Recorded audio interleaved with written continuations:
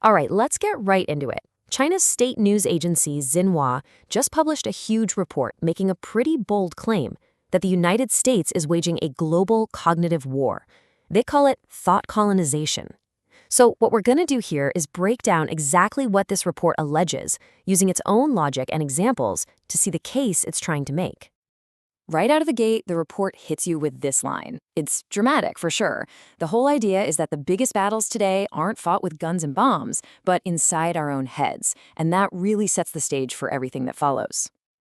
Okay, so first things first. To even begin to unpack this, we need to get a grip on their central term. What in the world do they actually mean by thought colonization?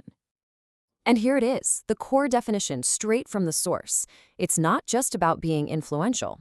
The report frames this as a deliberate strategy. It claims that things we call soft power, culture, movies, media, are being used to create a kind of mental dependence. And the goal? Well, the report says it's to get all the perks of being a colonial power without having to pay for an army to occupy the place. Now, the report goes to great lengths to make something crystal clear. It draws this very sharp line in the sand between what it calls thought colonization and just normal, healthy cultural exchange. On the one hand, they say you have something coercive, hidden, and designed to serve the goals of a dominant power. On the other, you have something voluntary, open, and that enriches everyone involved. This distinction is absolutely fundamental to their entire argument. And this is interesting. To build its case, the report doesn't just make assertions. It actually pulls quotes from Western political thinkers, like this one from Hans Morgenthau. The point it's trying to make is that this isn't some new radical idea. It's a long-standing strategic principle. Real, lasting control isn't about land. It's about shaping how people think. All right, so we've covered the what, but what about the how? How does the report claim this whole system of influence was actually built? And how does it supposedly operate today?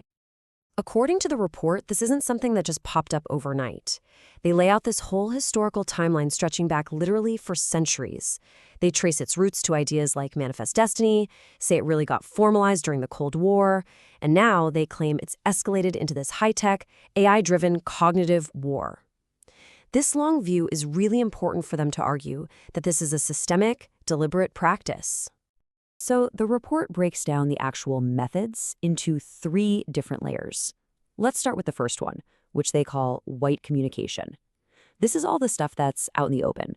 We're talking official government broadcasts, public diplomacy, even Hollywood films, which it argues are a great way to package a very specific worldview and make it seem universal.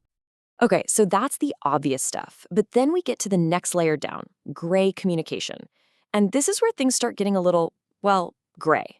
It's not fully secret, but the source is kind of ambiguous. The report claims this is often done through third parties, like NGOs or foundations, to make an official message look like it's coming from a genuine grassroots movement. And then there's the deepest, most covert layer, black communication. This is the stuff that's designed to be completely deniable.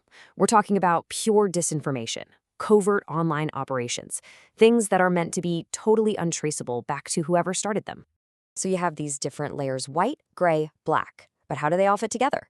Well, the report argues it's not just a collection of tactics, but a massive interconnected machine made of 6 parts. It says everything from the high-level strategy and organization down to the values being promoted, the content being created, and the technology being used, all work together for one single purpose. Okay, so that's the alleged system, but what's the big deal? What does the report say are the actual on-the-ground consequences of all this? The 3rd chapter is all about the supposed damage this causes. And the report is pretty blunt about the alleged harms. It breaks it all down into 5 main categories. It claims this system can do everything from subverting a country's government, to stirring up internal conflicts, to disrupting a nation's own path of development, and even making people lose faith in their own culture. Cognitive wedge sounds kind of academic, right? But the report points to a really famous example to make it concrete. It brings up Colin Powell's 2003 speech at the UN, where he held up that vial of white powder. The report argues that this single image acted as a wedge to create a false global consensus for a war based on information that turned out not to be true. And it's not just about politics or media. The report also dives deep into the economic side of things. It argues that promoting economic models like neoliberalism isn't really about helping other countries develop. The claim is that its real purpose is to open those countries up for international corporations, and that the nations that adopt these ideas often end up losing out. And all of this, according to the report, leads to this really powerful concept they call cultural aphasia. Aphasia is when you lose the ability to speak or understand language, right? So the idea here is a kind of post-colonial speechlessness, where a society gets so saturated with outside ideas that it loses the vocabulary and the frameworks to even describe its own reality from its own perspective. All right, so after all that critique, where do we go from here? The report doesn't just leave it at that. The final part is really a call to action. It's about what it thinks should come next, a new kind of global order. So what's the proposed solution? It's basically a 3-step plan for any nation that wants to, as they put it, break free. First, achieve what they call spiritual independence by questioning dominant global narratives.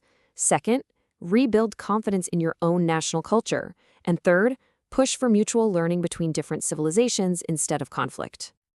And that brings us to the very end, where the report doesn't give a final answer, but instead leaves us with this huge question. It asks, if these so-called shackles of thought colonization are broken, could we be on the verge of a new era, an era where diverse civilizations can truly coexist on their own terms? And whether you agree with the report or not, that's a powerful question to think about.